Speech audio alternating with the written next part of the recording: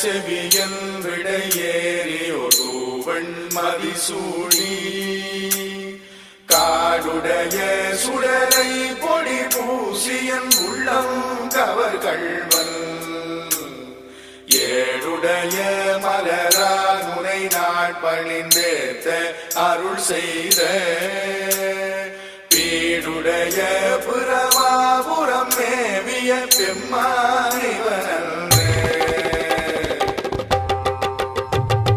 திருமறையை அந்தணர்கள் ஓதி வருகிறார், பன்னிசையுடன் பாவலர்கள் பாடி வருகிறார். பூமுடித்த பெண்கள் அங்கு கோலம் இடுகிறார், பூமுடித்த பெண்கள் அங்கு கோலம் இடுகிறார். கோலாகலமாக சிவன் தேரில் வருகிறார். பவனி